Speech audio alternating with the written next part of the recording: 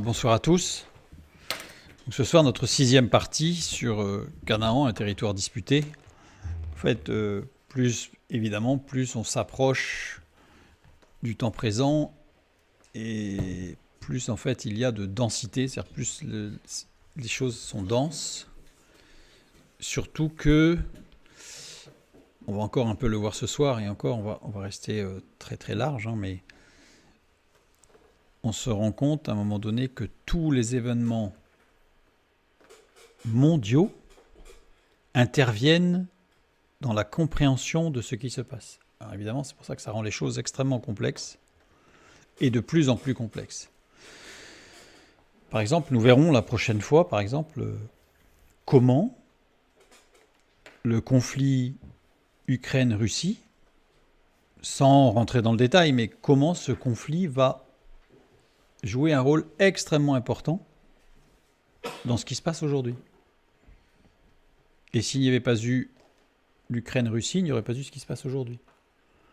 Nous n'avons pas pris le temps, mais de la même manière, s'il n'y avait pas eu la révolution maoïste au début du XXe siècle en Chine, il n'y aurait pas eu l'État d'Israël en 1948. Donc en fait, on se rend compte que tout... Alors, ça serait très très long, évidemment. Je peux vous dire que c'est passionnant, mais ça serait très très long. De considérer combien Dieu est précis. Et je dis ça parce que je veux un petit peu couper l'herbe sous le pied de tous ceux qui voient du complot sioniste un peu partout. Il ne s'agit pas de ça. Il s'agit de voir que des événements qui sont a priori totalement déconnectés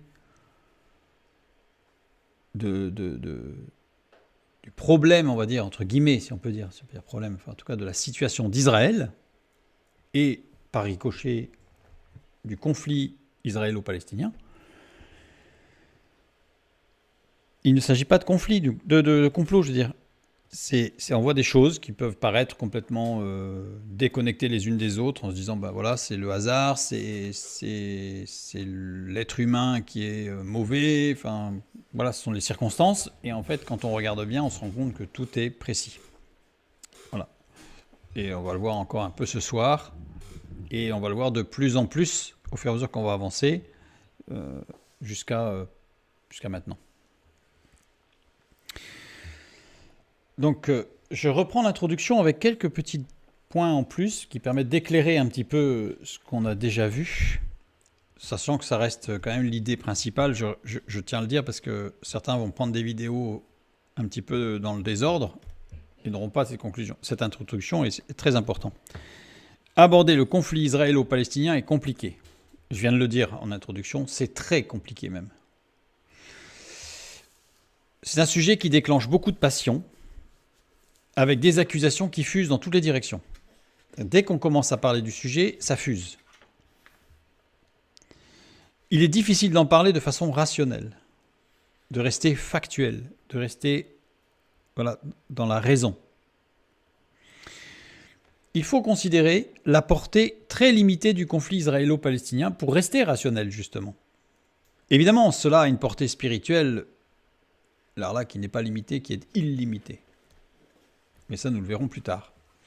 Mais d'un point de vue purement, je dirais, factuel, géostratégiquement, politiquement, humanitairement, ça reste un conflit avec une portée très limitée. Géographiquement, le territoire disputé est très petit. Voilà, Israël par rapport à la France. Alors imaginez Gaza, la bande de Gaza par rapport à la France. Le nombre de victimes du conflit israélo-palestinien est faible. On est à 0,007% de morts par rapport à la population et par an depuis le début du conflit. Et on va mettre ça en regard à comparer avec les 1,57% de morts par rapport à la population par an, c'est-à-dire 220 fois plus lors des deux guerres du Congo en 1996 et 2006, ou les 0,13% de morts par rapport à la population et par an, c'est-à-dire 18,5 fois plus lors des guerres d'Afghanistan de 1980-1989 ou russo-japonaise 1904-1905. Pour ne rester que sur des guerres du XXe siècle. Et j'ai pris le Congo parce que c'est la guerre la plus meurtrière que nous ayons eue au XXe siècle. Et j'ai pris la guerre d'Afghanistan et la russo-japonaise, puisque ce sont des guerres les moins meurtrières, si on peut dire, sachant qu'un mort est toujours une catastrophe, hein, nous sommes d'accord. Et donc, si je compare en pourcentage de la population israélo-palestinienne, on se rend compte que le nombre de victimes est très faible. Et comme je l'ai dit la dernière fois, je le dis ici, je ne prends pas les chiffres du dernier conflit ici, de ces quelques dernières semaines, parce que les nombres de victimes annoncées ne sont pas validés. Or, nous savons que dans tous les conflits, il faut des mois, voire des années, parfois, pour pouvoir comptabiliser justement le nombre de victimes. Sinon, chacun annonce un peu ce qu'il veut, ou peut-être ce qu'il croit. Mais on est loin, très très loin, du reflet de la réalité. Donc il est sage d'attendre, parce que sinon, c'est une fois de plus, on n'est plus dans le rationnel, on n'est plus dans le factuel, on est dans la passion, dans le passionnel, dans l'émotionnel. Restons factuels. Je veux comparer ces nombres avec les 360 millions de chrétiens persécutés dans le monde chaque jour. C'est-à-dire 4,57% de la population mondiale. Et là, ça devient énorme. 4,57% de la population mondiale est persécutée pour sa foi chrétienne. Si sa situation géographique en fait un territoire central, Israël, il est à la croisée des cultures occidentales, orientales et africaines. Donc on est vraiment sur un carrefour culturel, commercial, etc. Il est à la frontière entre deux mondes économiques, les sédentaires avec une logique de production d'un côté, les nomades avec une logique de commerce de l'autre côté, qui vont s'affronter, enfin se rencontrer sur ce territoire. Et donc forcément, deux cultures totalement différentes amènent, si ce ne sont des conflits, ce seront forcément des frictions. Israël est le liant entre le nomade et le sédentaire. C'est-à-dire qu'en fait, c'est vraiment le point de rencontre. Et c'est ce qui fait la particularité du peuple, alors on va appeler israélite, et parfois circonscrit au terme juif, puisque juif, c'est celui qui pratique le judaïsme, littéralement. Le nomade, il est rejeté par l'Occident sédentaire. C'est-à-dire que le juif, je reprends le terme générique qu'on utilise, est considéré comme un nomade, puisqu'apatride pendant des siècles, c'est un nomade.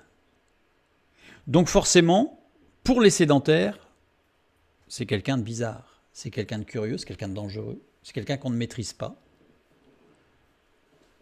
Donc, on va le rejeter puisque sédentaire. Puisque nomade, pardon. C'est pour ça que, par exemple, il a été souvent dit pendant les années 30, malheureusement jusqu'en 39-45, retourne chez toi. T'es pas chez toi ici. C'est un nomade, donc nous on est sédentaires, t'as rien à faire ici. Retourne chez toi. Mais il est rejeté, lui, par le Moyen-Orient nomade, puisqu'il veut s'implanter sur une terre, ça veut dire qu'il veut se sédentariser, donc il est considéré comme sédentaire par les nomades. Donc, pour un nomade, un sédentaire, c'est quelqu'un qui n'a rien à faire là. Donc en fait, c'est quelqu'un qui, étant à la croisée, étant à la frontière entre les deux, en fait, il est rejeté par les deux. Et Israël est revendiqué comme terre sacrée par trois religions antagonistes, qui sont le christianisme, l'islam, le judaïsme, chacune revendiquant évidemment Jérusalem comme ville sainte. Donc, ce qui ne rend pas les choses simples. Petit retour rapide sur les accords de la paix d'Oslo en 1994, que nous avons vu la dernière fois, mais c'est pour les avoir bien à l'esprit, parce que c'est à partir de là que les choses vont se compliquer. Les accords de paix d'Oslo de 1994 définissent 3 zones de souveraineté.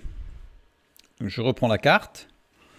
Une zone A, qu'on appelle la zone A, sous contrôle palestinien, palestinien.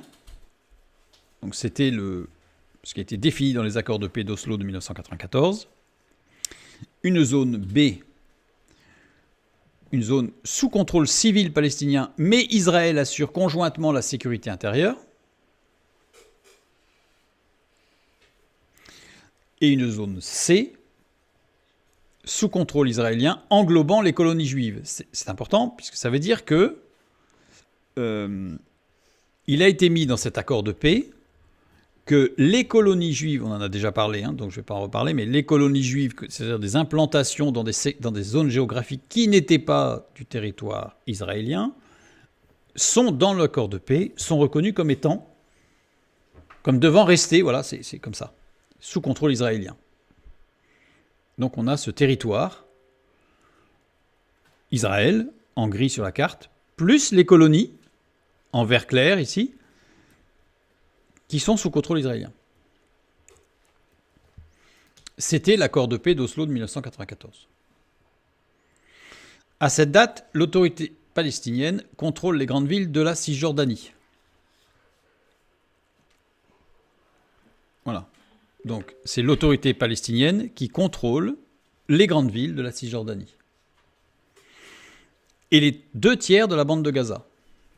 À cette époque-là, la bande de Gaza, 1/3 est contrôlée par Israël. Donc les 2/3, voilà, sont contrôlés sous, on va dire, la zone A. Contrôle palestinien. Ça, ce sont les accords d'Oslo de 1994. C'est important de le resituer parce que il y a eu un accord là sur certaines colonies juives. Donc il y a eu une sorte de statu quo sur une situation certes pas forcément normale, mais ce n'est pas le sujet. Restons factuels et rationnels. Il y a eu un accord de paix là-dessus. Donc on prend une photo et on se dit, voilà, un point d'arrêt où il y a un accord.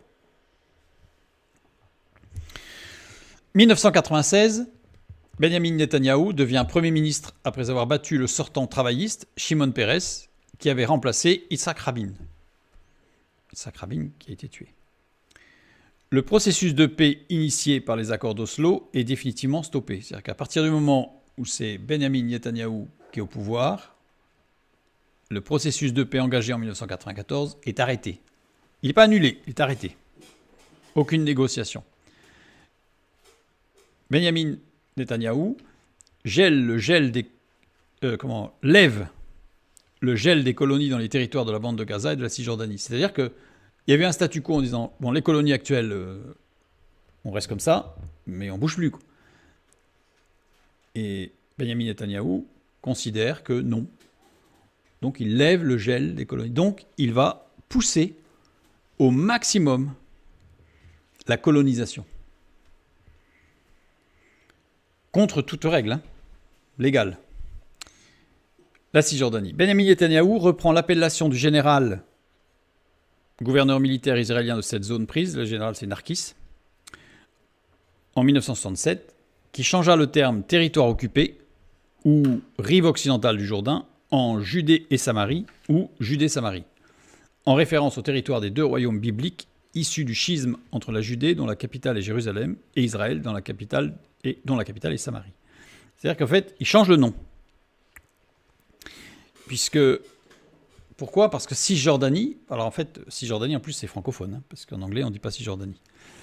L'ONU a également utilisé le terme de Judéa et Samaria dans le texte sous sa version anglaise de la résolution 181 du 29 novembre 1947 pour désigner précisément dans sa partie 2 les frontières des deux États arabes et juifs agréés par le partage de la Palestine mandataire. Dans ce document, l'ONU utilise comme référence des frontières connues de la Judée et de la Samarie en tant que région. C'est-à-dire que la base, elle est initialement, même au niveau de l'ONU, elle est biblique. La Judée et la Samarie. Donc justement, la Cisjordanie, on a voulu, entre guillemets, enlever la référence biblique pour lui donnant un autre nom. Mais Benjamin Netanyahou, lui, reprend cette appellation, donc général Narkis, pour dire, on l'appelle Judée-Samarie. Donc Benjamin Netanyahou ne parlera jamais de la Cisjordanie. Il parle de la Judée-Samarie. La Cisjordanie, il faut bien comprendre, c'est une dénomination usuelle du territoire chez les francophones. dont l'étymologie dénote que le territoire est situé au-deçà du Jourdain. C'est-à-dire 6 au-deçà, Jordanie, Jourdain. Et par rapport à Israël, à l'ouest du fleuve. L'appellation Cisjordanie s'oppose à l'appellation Transjordanie, qui désigne le territoire au-delà du Jourdain. Ces deux termes, Cisjordanie et Transjordanie, apparaissent au XIXe siècle, donc très tardivement, pour désigner les parties de la Palestine respectivement à l'ouest et à l'est du fleuve du Jourdain. Les anglophones utilisent souvent pour cette même région l'expression West Bank, littéralement rive ouest, dénomination également géographique et qui a l'avantage d'être neutre vis-à-vis de l'autre rive du Jourdain, mais cette expression est aussi plus imprécise par rapport à d'éventuelles frontières avec l'État d'Israël. J'ai fait cet aparté parce que on est habitué à parler de Cisjordanie, mais c'est très francophone.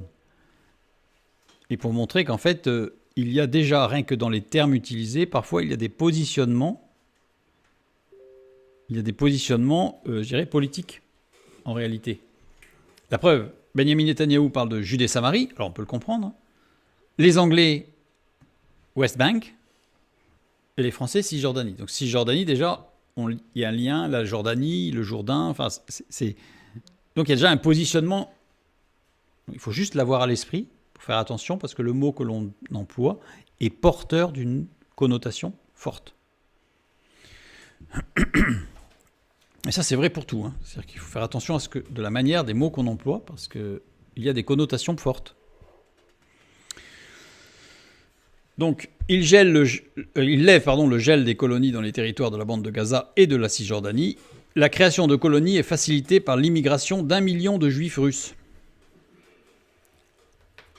1 million de juifs russes, bon, pas d'un seul coup, évidemment, vont arriver dans les mois et les années qui vont à partir de un petit peu avant 1996, et ça va se continuer après.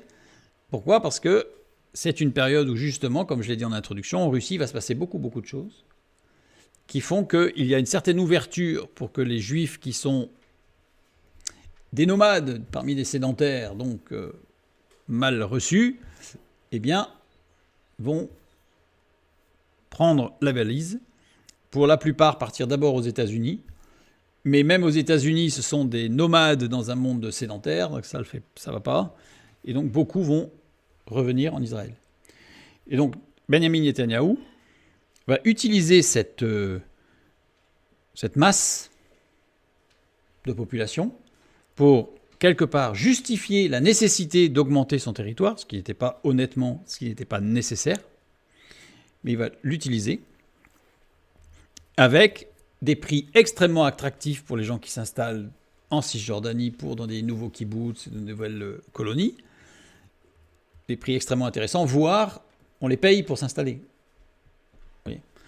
Donc on voit bien la volonté profonde d'utiliser cette population immigrante pour créer des colonies. La chute du mur de Berlin a concrétisé aux yeux du monde entier l'éclatement du régime communiste dont les conséquences furent considérables pour les minorités ethniques et les populations de l'Est. La déliquescence de l'Empire soviétique a permis aux minorités ethniques d'émigrer en masse vers leur pays d'origine. Ce retour de population concerne essentiellement deux minorités nationales de l'ex-URSS, l'une allemande, l'Allemagne de l'Est vers l'Allemagne de l'Ouest, l'autre juive, estimée respectivement à 2 millions de personnes, à peu près, et 1,5 million de personnes, d'après le recensement de la population dès 1989. Si l'émigration allemande s'est exercée vers l'Ouest, celle des Juifs se révèle être plus complexe. Vers quelle destination allait-il se diriger ? Il semble que dès l'acquisition de cette liberté d'émigrer, ils aient opté pour les États-Unis, mais suite à la révision à la baisse du quota d'immigration soviétique dans cet État, effectuée en parallèle à une très nette libéralisation de l'immigration en URSS, le flux migratoire s'est déplacé essentiellement vers Israël. Bon, c'est un sujet très compliqué, mais une fois de plus, comme je l'ai dit en introduction, si on y regarde de près, on se rend compte que tout a été fait, non pas dans un complot, mais les choses, on va dire, d'un point de vue purement politique ou extérieur, par hasard, au bon moment, sachant que hasard, c'est le pseudonyme de Dieu lorsqu'il veut rester discret. Donc on y voit sa signature. Benjamin Netanyahou fait construire des routes exclusivement réservées aux Israéliens, dites des routes de contournement financé par les organisations et la communauté internationale pour limiter les zones possibles de conflit. C'est-à-dire qu'en fait, c'est subtil. Les nouvelles colonies sont toutes reliées entre elles par des routes, mais qui ne sont autorisées qu'aux Israéliens. Ça s'appelle de la ségrégation. Hein. Et on justifie en disant que c'est pour éviter les conflits.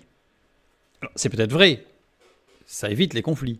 Mais quelque part, était-ce vraiment la solution? C'est une question qu'on peut se poser. Oups. J'ai pris une carte des colonies début des années 90.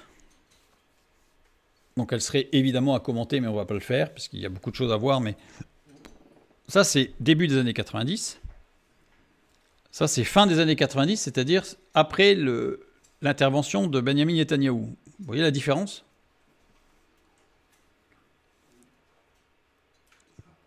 On voit que, voilà, il y a eu une augmentation de mémoire, on doit être aux alentours des 70% de colonies.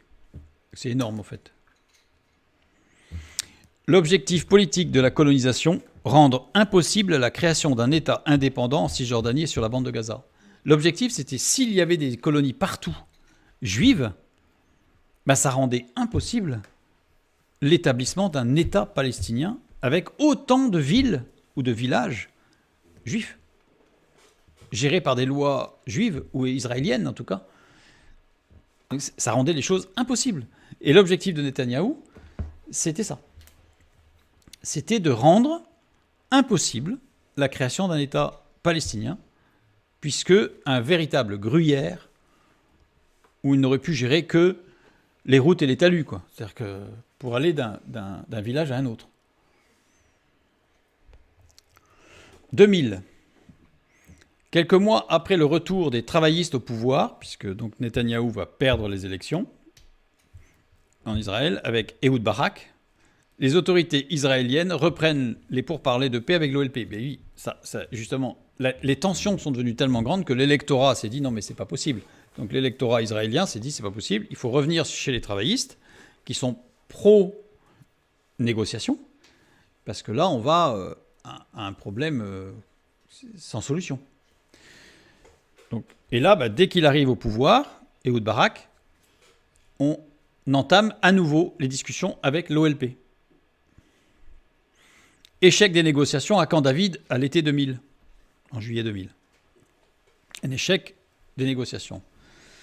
Attribué à Yasser Arafat, cet échec des négociations. La proposition qui a été faite dans les négociations.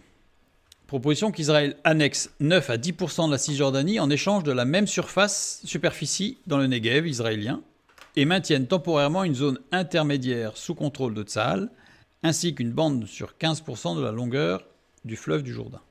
C'est-à-dire qu'en fait, la négociation, c'est de dire, bon, on garde une partie des colonies, de tout ça qui est déjà en Cisjordanie. En échange de cette surface, on vous donne une autre surface, pour que vous récupériez quand même un territoire. Et on garde une partie du Jourdain, parce que c'était une frontière, en fait, avec une possible incursion de l'ennemi par là. Donc, c'était de garder une zone de sécurité.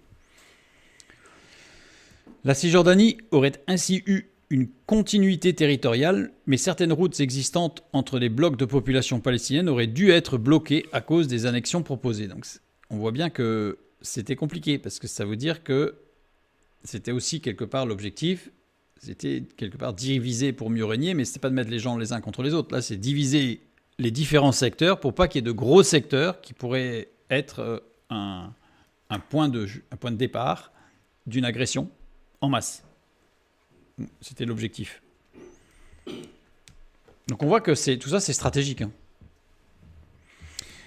Proposition aux Palestiniens, une souveraineté sur les quartiers arabes extérieurs de Jérusalem-Est, quartiers ne faisant pas partie de la municipalité de Jérusalem avant 1967, et une souveraineté sur les quartiers chrétiens et musulmans de la vieille ville.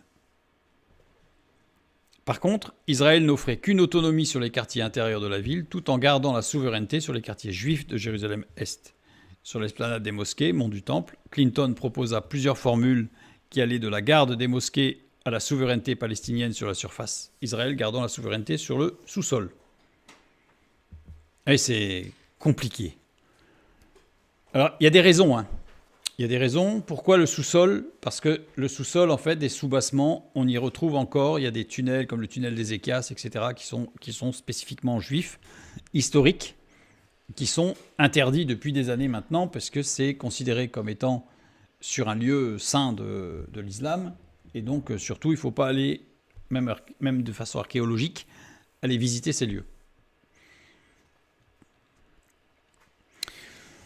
Yasser Arafat refuse catégoriquement les propositions sans faire de contre-propositions et quitte la table des négociations. C'est-à-dire, en fait, il dit non. C'est pour ça qu'on lui reproche cette fermeture, puisqu'il n'y a pas de contre-proposition, il n'y a même pas de dire « écoutez, il faut que je réfléchisse », il n'y a rien. C'est non. Et il s'en va. Donc c'est pour ça que Bill Clinton va annoncer que c'est Yasser Arafat qui a fait échouer les négociations. Mettant en avant le fait qu'aucune solution n'était proposée pour ce problème, alors que les Israéliens étaient, selon eux, en partie responsables de ce problème, justement le problème des colonies. Donc il y a un problème en fait. Donc il dit non. Et en particulier, le problème vraiment que Yasser Arafat soulevait, c'était les réfugiés. Que fait-on des réfugiés? Et plutôt que de dire on a oublié ce problème, donc on va discuter sur ce sujet, il a fermé la porte. Réponse, pourtant, il y a eu des réponses qui ont été formulées immédiatement par Israël face au problème. Donc il y a eu un retour. Le même nombre, en disant, attention, nous avons approximativement le même nombre de juifs qui avaient aussi dû fuir les pays arabes depuis 1948 sans indemnité. Puisqu'en fait, le problème des réfugiés, c'est de dire, oui, mais attendez, il y avait des arabes en Israël, et puis maintenant les arabes, des musulmans arabes en Israël, qui ont dû quitter Israël pour aller dans une autre zone. Donc en fait, quelque part, ils ont tout perdu. Voilà, c'était la discussion. Et donc Israël a rétorqué, mais depuis 1948, il y a aussi beaucoup de juifs qui étaient dans des zones reconnues palestiniennes qui ont quitté. Donc quelque part, c'est match nul, quoi. Aucun droit de retour au retour, donc ça c'est ce qu'a proposé Israël pour les réfugiés. Aucun droit au retour pour les réfugiés palestiniens, afin de garder le caractère juif de l'État Israël. Parce qu'en fait, si ils ont fait le calcul que s'ils acceptaient que tous ceux qui habitaient là avant reviennent en Israël, la balance pourcentage de population juive et population arabe risquait d'être déséquilibrée dans certaines régions. Auquel cas, le caractère israélien se perdait. Par contre, il y a eu un accord de retour de 10 000 à 30 000 réfugiés en Israël sur 10 ans pour raisons humanitaires. C'est-à-dire que sur 10 ans, ils acceptaient qu'il y ait de 10 à 30 000 personnes qui puissent venir en Israël pour être soignées. Mais ça a été refusé. Pour des raisons humanitaires. Ça a été refusé. Il refuse catégoriquement les propositions sans faire de contre-proposition et il quitte la table de négociation, Yasser Arafat. Donc c'est sans retour. Donc une fermeture totale. Toujours dans cette année 2000, en septembre, Ariel Sharon visite l'esplanade des mosquées. Tout le monde lui avait déconseillé. Tout le monde lui avait dit « c'est pas une bonne idée ». Les négociations ont été fermées, c'est très tendu. En tant que représentant politique israélien d'aller visiter l'esplanade des mosquées, c'est pas une bonne idée, il faudrait peut-être attendre un peu. Il a quand même voulu y aller. Ariel Sharon, qui est-il? Après sa retraite militaire, il a fait la guerre israélo-arabe de 1948. Il a fait Suez, il a fait les 6 jours et il a fait la guerre du Kippour. Donc il a une certaine légitimité en Israël sur son positionnement quant à l'État d'Israël et l'État palestinien.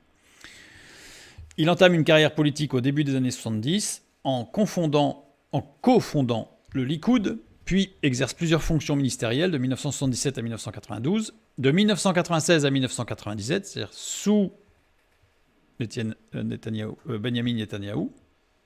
Donc ça veut dire qu'il est du même avis. Au gouvernement, il autorise l'implantation de colonies israéliennes en Cisjordanie et dans la bande de Gaza, sous Netanyahou. Donc c'est pas n'importe qui va visiter l'esplanade des mosquées. C'est quelqu'un qui représente quelque chose d'important dans ce contexte tendu.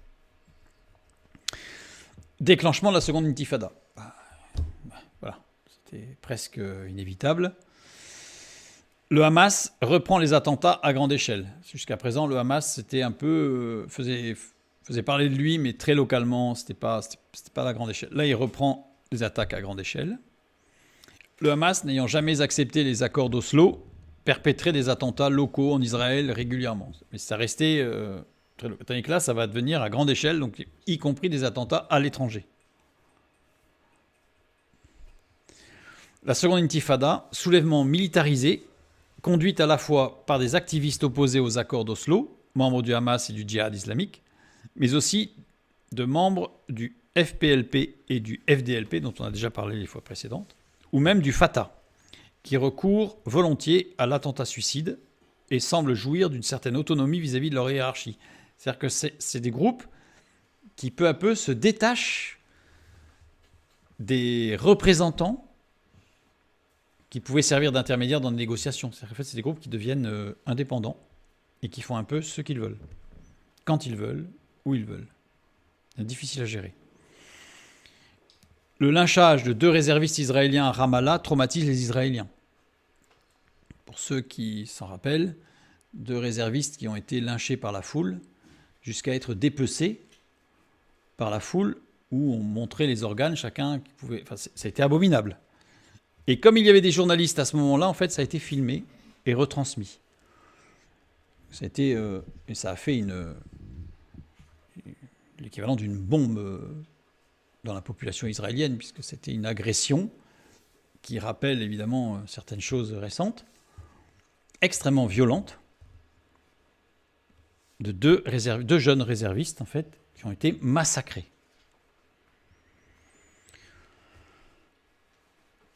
Revenons sur le contexte, puisqu'on nous parle de la seconde intifada, souvent, qui a été déclenchée par la visite de l'esplanade des mosquées. Mais reprenons le contexte pour voir qu'en fait, il y a d'autres choses sous-jacentes, pour bien comprendre. Le processus de paix israélo-palestinien initié par les accords d'Oslo se trouve dans l'impasse après l'échec du sommet de Camp David en juillet 2000, laissant penser que l'autorité palestinienne est impuissante à mettre fin à l'occupation. Parce que la position de Yasser Arafat a été perçue par les pro-palestiniens comme étant un échec, c'est-à-dire une impuissance à se positionner. Et même à faire une contre-proposition. C'est-à-dire qu'en fait, l'OLP s'est montré totalement impuissant. Le retrait israélien du Sud-Liban est interprété comme un succès du Hezbollah. C'est-à-dire qu'en 2000, les Israéliens se retirent. Donc, ils avaient annexé le Sud-Liban et ils se retirent. Et donc ça, pour les pro-palestiniens de Cisjordanie et de la bande de Gaza, c'est-à-dire, mais le Hezbollah, lui, il a gagné. Lui, il a gagné. Le retrait unilatéral d'Israël du Sud-Liban le 22 mai 2000 sembla accréditer la stratégie militaire hezbollahi de harcèlement, alors qu'il traduisait en réalité l'impasse politique et militaire qu'était devenue cette occupation sans objet. C'est-à-dire qu'ils avaient occupé le Sud-Liban pour défendre la Galilée parce qu'il y avait des agressions par le Hezbollah. Et au bout d'un moment, ils se sont rendus compte que ça ne servait à rien, que ça coûtait un argent fou et que ça ne servait strictement à rien. Donc, ils sont retirés. Mais ça a été utilisé, ce retrait, comme étant « nous avons gagné parce que nous avons tellement harcelé l'armée israélienne sur le sol libanais qu'ils ont été obligés de se retirer ». Et donc le Hamas et le Fatah, le Hamas dans la bande de Gaza et le Fatah en Cisjordanie, va se dire « ça, c'est la stratégie qu'il faut. On arrête les négos, parce que la négociation, c'est pas bon. La preuve, ça donne rien. L'OLP a perdu. » Ça, c'est sous-jacent. C'est ce qui se passe, en fait, en dessous. Les luttes d'influence entre les différentes factions du Fatah et du Hamas fragilisent l'autorité de l'OLP. Parce que l'OLP, qui se veut être le représentant de la Palestine, dans sa globalité, en réalité, elle est complètement tiraillée par des guerres intestines entre le Hamas dans la bande de Gaza et le Fatah dans Cisjordanie. Et ça n'arrête pas de se tirer dedans. Voire, parfois, il y a même eu des attentats de l'un vers l'autre. pas sur l'Israël. Donc on voit bien que c'était très compliqué. Donc Yasser Arafat, au milieu de tout ça, il n'arrivait plus à gérer en fait. Stratégie de la seconde intifada. Fort de leur expérience durant la première intifada, les différentes factions pro-palestiniennes, et en particulier le Hamas, entrent dans une guerre des mots caractérisée par un schéma systématique. C'est-à-dire qu'on en a parlé la première intifada, ils se sont rendus compte que l'opinion du public, l'opinion internationale au niveau du public, était facilement manipulable en jouant sur des images et des mots.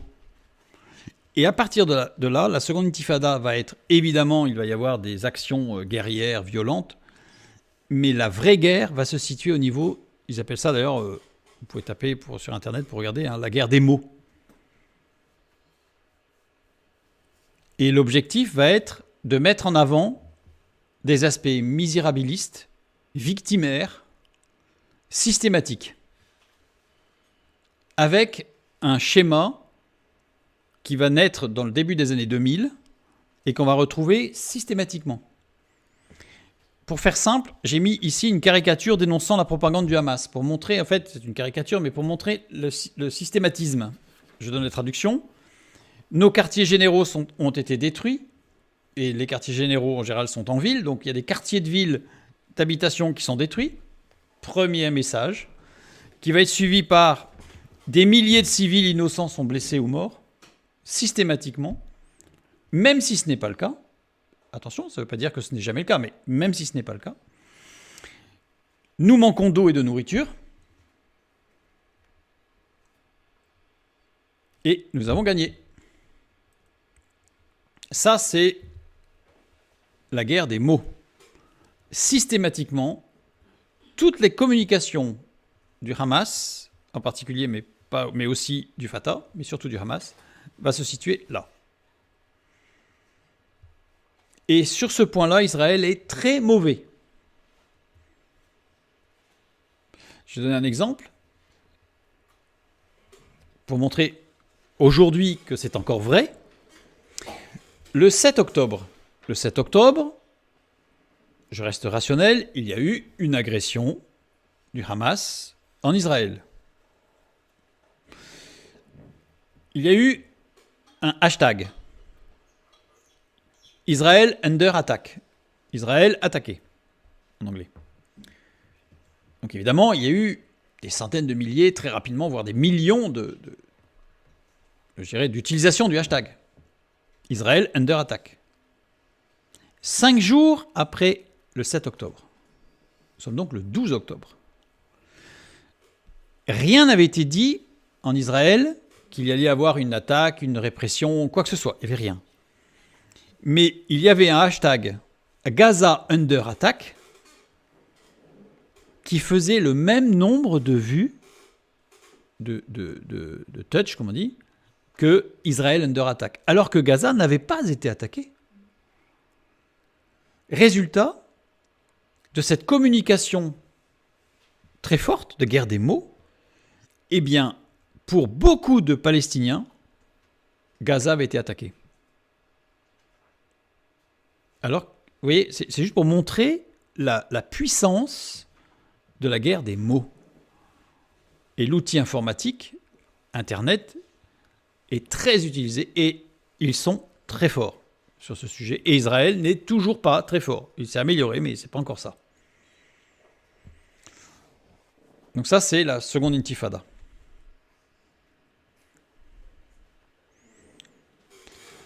En 2001, Ariel Sharon devient Premier ministre en Israël.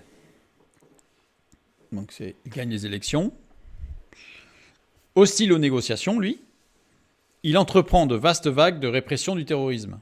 Il est monté au pouvoir, pourquoi ? Parce que les négociations n'ayant rien donné du tout, les gens se sont dit c'est pas possible. On a essayé de négocier et en face on n'a rien. Et on a de la violence. Il nous faut quelqu'un qui a la poigne. Donc, Ariel Sharon.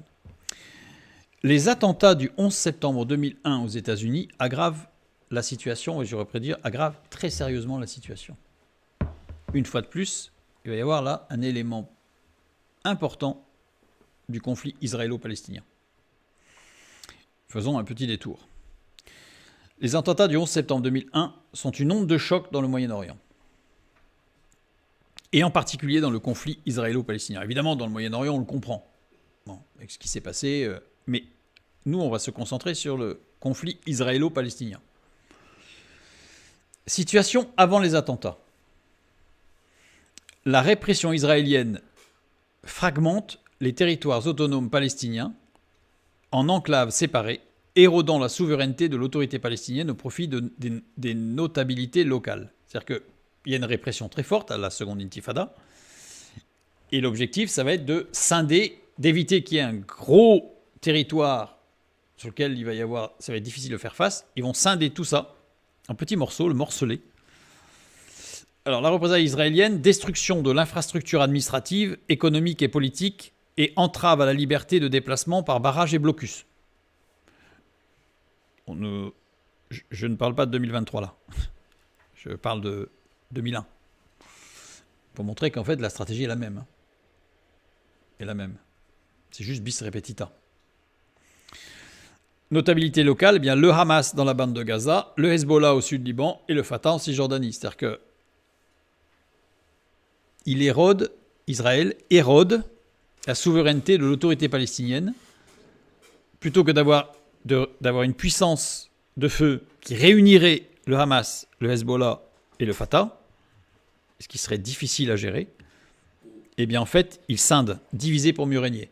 C'est-à-dire qu'il est plus facile pour Israël de faire face au Hamas d'un côté, au Hezbollah d'un autre et au Fatah d'un autre encore, sachant que ces trois-là sont montés les uns contre les autres. Parce que de toute façon, pour des raisons religieuses, pour des raisons politiques, ils ne s'entendent pas du tout. Donc c'est beaucoup plus facile.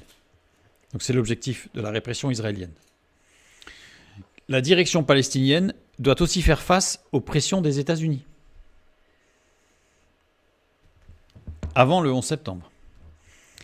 Échaudé par l'échec du sommet de Camp David, imputé aux négociateurs palestiniens par Bill Clinton, les États-Unis et la nouvelle administration de George Bush font dépendre toute reprise du processus de paix de la capacité de l'autorité palestinienne à stopper les activités militaires des terroristes. C'est-à-dire que les États-Unis disent « Si vous voulez qu'on renégocie, qu'on redémarre une négociation, il va falloir que vous arrêtiez ceux qui sont officiellement sous votre autorité par rapport à tous les attentats. » Or, ils ne le pouvaient pas puisqu'ils étaient devenus indépendants et qu'ils se tapaient même entre eux.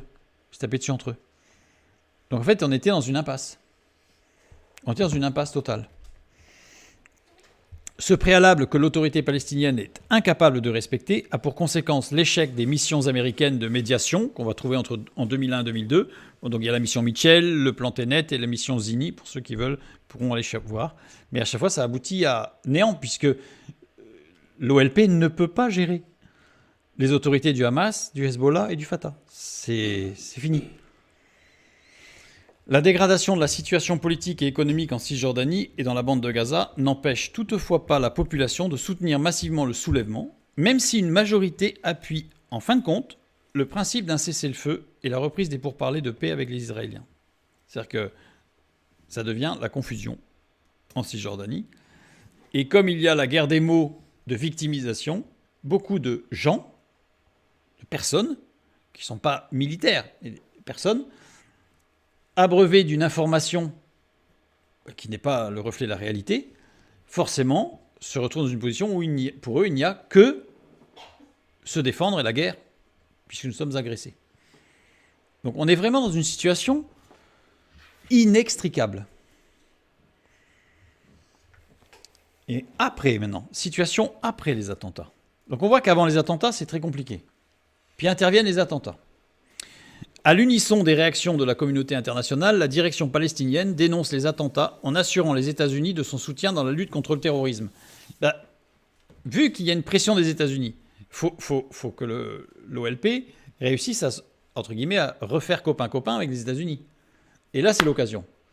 Lui dire « Ah oui, non, mais là, on n'est pas du tout d'accord avec ce qui vous arrive. Enfin, on est d'accord avec vous, c'était terrible et tout ça. » Donc, ils vont dans ce sens. Au titre de gage, le président de l'autorité palestinienne et chef de l'OLP, Yasser Arafat, va même jusqu'à théâtralement faire don de son sang pour les victimes des attaques en Amérique. Là, on est dans une aberration. Enfin, vis-à-vis du monde arabe, arabo-musulman, je dirais, par rapport aux États-Unis, par exemple pour l'Iran, le grand Satan, là, Yasser Arafat, il vend pas son âme, il vend son sang. Enfin, il y a un problème, quoi. On voit qu'on arrive vraiment dans une situation ubuesque. Yasser Arafat interdit toute nouvelle manifestation en faveur d'Oussama Ben Laden et en exigeant des terroristes qu'ils suspendent leurs attaques contre Israël. Parce que dès qu'il y a eu les attentats, beaucoup de gens pro-palestiniens sont sortis en Cisjordanie et dans la bande de Gaza pour dire youpi, youpi, tralala. Et là, il fallait pas parce qu'il perdait tout appui des États-Unis, Yasser Arafat. Donc il a essayé de rétro-pédaler, comme on dit, c'est-à-dire de faire marche arrière, mais ça n'a pas fonctionné. En outre, ses porte-paroles s'efforcent de disqualifier les Palestiniens qui se sont spontanément réjouis des attentats et de les montrer comme des marginaux peu représentatifs de la population. C'est ce qu'essaie de faire l'OLP. Mais évidemment, il est en train de se couper de sa base.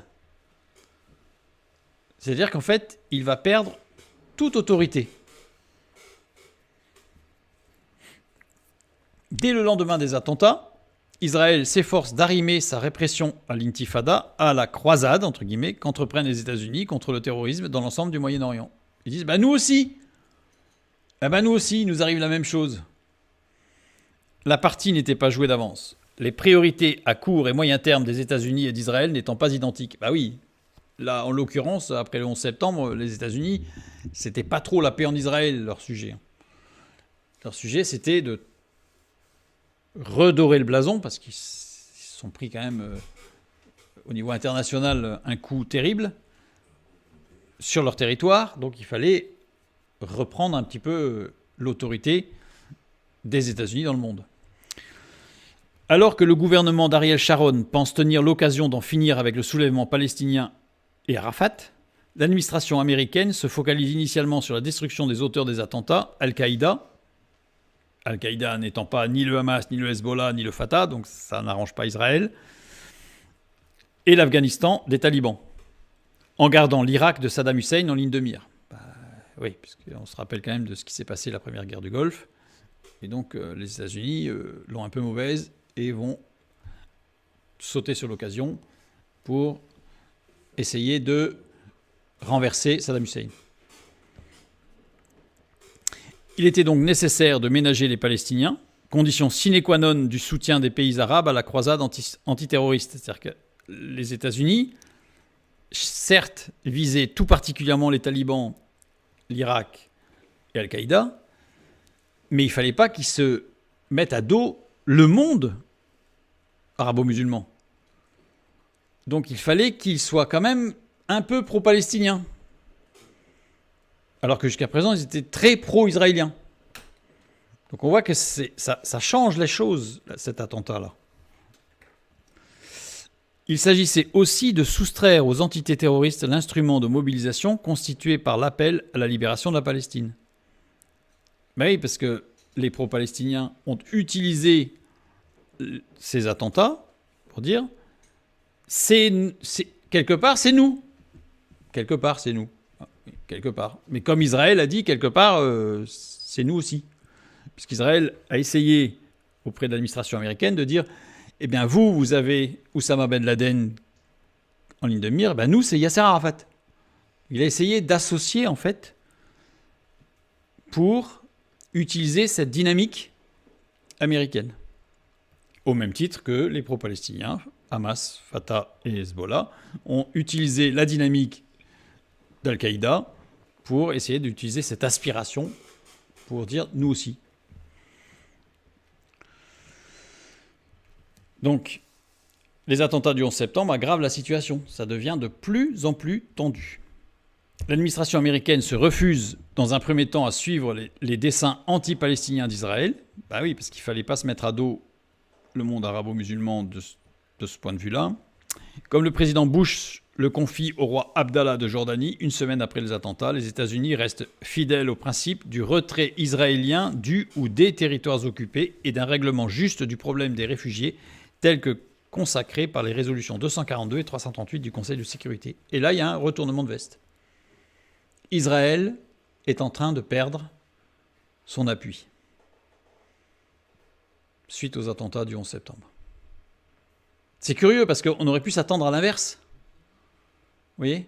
On aurait pu s'attendre en fait à ce que, vu que Al-Qaïda, enfin pour nous occidentaux de loin, je veux dire, Al-Qaïda, ce monde un petit peu arabo-musulman terroriste, les États-Unis allaient se mettre en bloc contre ce monde avec Israël pour... Eh ben non, parce qu'il fallait jouer plus fin. Et donc du coup, retournement de veste. Alors retournement d'une manche, parce que c'est pas toute la veste quand même qu'ils ont retourné. Donc c'est retournement d'une manche, la moitié de la veste. C'est-à-dire qu'ils essayent de montrer que, oui, ils comprennent bien la problématique pro-palestinienne et qu'ils sont un peu d'accord quand même. L'opinion publique internationale associe les auteurs des attentats à Yasser Arafat et à l'OLP. Pour beaucoup, par la communication qui a été faite, eh bien une association. C'est ce que cherchait à faire Israël. Et c'est ce qui a été fait. Alors que ce sont deux choses totalement différentes. En 2004, Yasser Arafat décède. Et il est remplacé à la tête de l'OLP par Mahmoud Abbas, membre du Fatah, favorable à la négociation avec Israël. Donc membre du Fatah aussi, comme Yasser Arafat au départ. Mais là, c'est un membre du Fatah qui monte au pouvoir de l'OLP. En 2005, Ariel Sharon décide, sans aucun échange avec l'OLP, de se retirer complètement de la bande de Gaza. C'est-à-dire que Ariel Sharon a cette particularité, c'est qu'il ne demande l'avis de personne. Il considère qu'il faut, il fait. Point. Et donc là, il se retire de Gaza. Alors qu'il y avait toute une partie où c'est Israël qui maintenait un petit peu l'équilibre, il s'en va. Sans même discuter ni pourquoi ni comment. Le démantèlement des 21 colonies juives de Gaza et le désengagement de l'armée israélienne donnent l'autorité de toute la bande de Gaza à l'autorité palestinienne. C'est bizarre. Donc voilà. Donc les colonies se retirent et l'armée se retire. Hormis son espace aérien et son espace maritime. C'est-à-dire qu'en fait, il se retire, sauf que l'espace maritime reste sous contrôle israélien et l'espace aérien aussi. Donc c'est que terrestre. Et ça va avoir des conséquences dramatiques pour Israël. Je dirais presque pour les Gazaouis aussi. Puisqu'en 2006, le Hamas gagne les élections législatives dans la bande de Gaza en janvier, tout début de l'année. C'est pas l'OLP qui va gérer la bande de Gaza, c'est le Hamas. Qui gagne 76 voix sur 132. Le retrait unilatéral d'Israël de la bande de Gaza est utilisé par le Hamas pour justifier l'impossibilité de négocier avec Israël et donc la nécessité de prendre les armes pour libérer la Palestine. Puisque Ariel Sharon n'a même pas discuté, il n'a même pas prévenu qu'il allait partir. Le Hamas dit, regardez, c'est des gens avec qui on ne peut pas parler. En fait, renversement, au départ, c'était Yasser Arafat qui bloquait tout. Et en 2000, et là, le Hamas utilise l'attitude très solitaire d'Ariel Sharon pour dire, on ne peut pas discuter avec eux, on n'est pas sûr, ils peuvent faire n'importe quoi du jour au lendemain. L'incapacité pour Mahmoud Abbas de présenter une quelconque réussite par la voie de la négociation ouvre les portes à la radicalisation. C'est-à-dire que Mahmoud Abbas n'a pas pu contrer ce discours du Hamas puisqu'il n'avait rien à présenter, puisqu'il n'avait rien obtenu, rien négocié, rien. Donc le Hamas a eu le champ libre pour les élections. C'est un choc tant pour les gouvernements occidentaux et israéliens que pour les partisans du Fatah. Mahmoud Abbas était du Fatah. Tous les gouvernements occidentaux cessent leurs relations avec le gouvernement de la bande de Gaza, le Hamas étant une organisation terroriste. état de fait sur le fait du terrorisme du Hamas, confirmé par l'enlèvement de Gilad Shalit. Je crois que de mémoire, c'était en mai 2006, qui demandait la libération de prisonniers palestiniens à Israël pour restituer l'otage. Ce qui a été fait en 2011-2012. 6-7 ans après.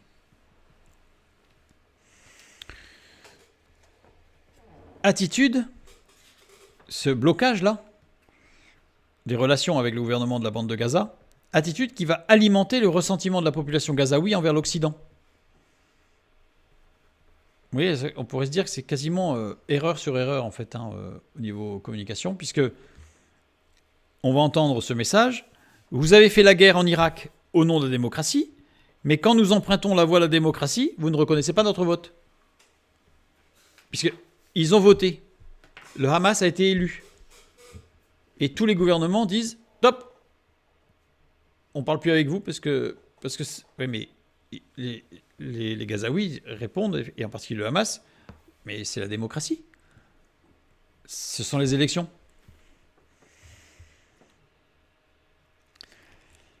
En février, Ismaël Haniyeh est nommé Premier ministre de l'autorité palestinienne. C'est un problème parce que Ismaël Haniyeh, c'est un membre du Hamas. Ben oui, puisque comme le Hamas a gagné les élections sur la bande de Gaza, il doit être dans l'autorité palestinienne, c'est-à-dire à l'OLP, il doit être représenté avec force. Et il déclare que sa nomination est une victoire de son parti, du Hamas. En fait, quand il est élu Premier ministre de l'autorité palestinienne, Ismaël Haniyeh, il annonce, il dit, c'est la victoire du Hamas face à un président qui est du Fatah. Donc c'est-à-dire que les guerres intestines, c'est reparti de plus belle. C'est reparti de plus belle. En 2012, à Téhéran, dans un discours durant les célébrations du 33e anniversaire de la révolution islamique de 1979, ce même monsieur déclara que le Hamas ne reconnaîtra jamais Israël. Donc, on a Mahmoud Abbas qui essaye de négocier en disant « Nous, on est prêt à reconnaître Israël, mais en contrepartie, il nous faut un territoire palestinien, un État palestinien, etc. » Et le Premier ministre, il dit « Non, mais nous, on ne reconnaîtra jamais Israël. » Donc, les choses deviennent à nouveau complètement bloquées. Mais en interne, cette fois-ci. En interne à l'OLP. Voilà. Et en juin 2007, son gouvernement est limogé donc à Ismaël Haniyeh par le président Mahmoud Abbas. Donc vous voyez, c'est très compliqué en fait. Voilà. Donc dans la bande de Gaza, on a le Fatah qui est minoritaire et le Hamas qui est majoritaire.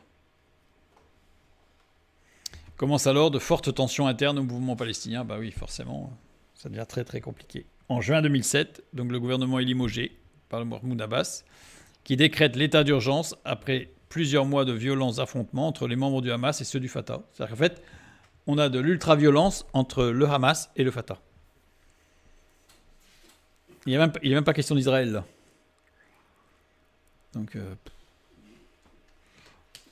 Alors, quand on essaye de prendre les coupures de journaux de l'époque qui essayent d'expliquer ce qui se passe, vous avez des gros mélanges, puisque parfois vous avez des attentats qui étaient du Hamas contre le Fatah et on vous dit que c'est le Hamas qui attaque Israël. Enfin, c'est indémêlable. C'est indémêlable. En 2007, la bande de Gaza est isolée par les autres pays. Donc on a majoritairement le Hamas sur la bande de Gaza et le Fatah en Cisjordanie. Et au milieu, Israël. Israël ne verse plus les droits de douane à la bande de Gaza. Les États-Unis et l'Union européenne stoppent leur aide financière. En juin, l'Égypte et Israël ferment leur passage frontalier avec Gaza.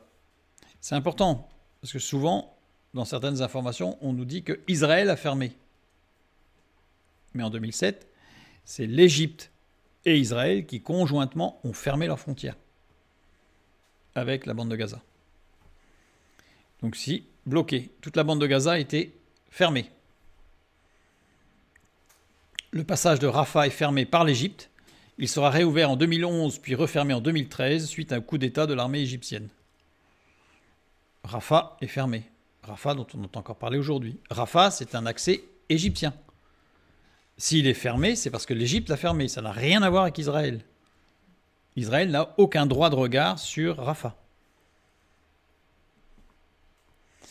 Par ailleurs, l'Égypte détruit les tunnels de contrebande qui approvisionnaient en nourriture, en matériaux de construction et en armes la bande de Gaza. Donc on avait des tunnels dans le sud, entre l'Égypte et la bande de Gaza, et c'est l'Égypte qui a détruit les tunnels. Israël construit un mur de séparation à la frontière avec la bande de Gaza et instaure une zone de sécurité du côté gazaoui.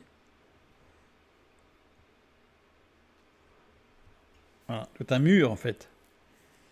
Tous les passages sont fermés, à l'exception de Kerem Shalom et Soufa, réservés pour les marchandises, dans le sud, à l'exception d'Erez, réservés pour les personnes. Ces personnes, seuls les personnels des organisations internationales et les malades peuvent y transiter. En fait, c'est humanitaire, essentiellement. Qui vont rester ouverts. Alors c'est stratégique d'avoir ouvert le sud et le nord. Le sud pour les marchandises, le nord pour les personnes, pour éviter qu'il y ait une concentration et qu'il faille aller d'un côté, complètement de l'autre côté pour une personne et de l'autre côté pour de la marchandise. Si jamais il y avait eu des armes avec des terroristes, les armes seraient passées par le sud et le terroriste par le nord. Ça rendait les choses un petit peu plus compliquées. Bon, ça ne veut pas dire parce qu'il y a des réseaux, mais voilà, c'était l'objectif, pouvoir surveiller de façon plus précise. Le PIB de la bande de Gaza est devenu 2 fois plus faible qu'en Cisjordanie. Le PIB de Gaza, 1535 $ par habitant. Ça, c'est les chiffres que j'ai pu trouver pour 2011. PIB de Cisjordanie, 3137 $ par habitant. Le chômage de la bande de Gaza a explosé, puisque le chômage, en fait, Gaza 31,5%, Cisjordanie 20%. 20% c'est déjà beaucoup, mais 31% c'est un tiers. Une personne sur 3 dans la bande de Gaza est au chômage. Ces chiffres que j'ai trouvés, c'était en 2012. La population gazaoui est prisonnière entre les exigences du Hamas, les bombardements israéliens et la sourde oreille égyptienne. Nous sommes en 2007, le cas de figure, bis repetita en 2023. Bis repetita. Avec les 3 mêmes acteurs, dans la même situation, avec les mêmes réactions. Puisque, encore aujourd'hui, Rafah a été fermé par l'Égypte, réouvert il y a quelques jours, mais exceptionnellement, je dirais pour la trêve, mais sinon c'est fermé par l'Égypte. Le reste est fermé et maintenu par Israël. Israël bombarde, l'Égypte fait la sourde oreille, et la population gazaoui se trouve coincée entre les deux. Enfin, entre les 3, on va dire. Mais surtout entre le Hamas, avec ses exigences violentes, et Israël qui réagit. Je vais m'arrêter là pour aujourd'hui, parce qu'il y a eu beaucoup d'informations. Mais là, on commence à voir, je dirais, le calque qui va se superposer maintenant systématiquement. Donc c'est-à-dire que la prochaine fois, on va terminer parce que après c'est toujours le même calque entre la méthode de communication du Hamas, la sourde oreille de l'Égypte, la réaction d'Israël, c'est du copier-coller qui va se reproduire à maintes reprises. Donc on ne va pas tout commenter, parce que c'est toujours la même chose, avec évidemment des petits décalages, des petites choses qui changent. Et voilà. Et donc la prochaine fois, nous verrons les derniers points qui nous amèneront à bien comprendre et à regarder après, maintenant qu'on a un tableau relativement précis de la situation, à regarder que dit la parole de Dieu, que dit la Bible. Alors, pas avec précision, parce que là, on repartirait pour une petite série de plusieurs. Mais, et surtout, regardez ce qu'il en est de ce discours fréquent que l'on entend, les choses s'accélèrent. Les choses s'accélèrent et on va voir que non. Les choses ne s'accélèrent pas, mais elles se clarifient. Mais au contraire, Dieu intervient pour que les choses prennent leur temps. Mais ça, on verra ça la prochaine fois et la fois d'après, si besoin. Que Dieu vous bénisse et à bientôt.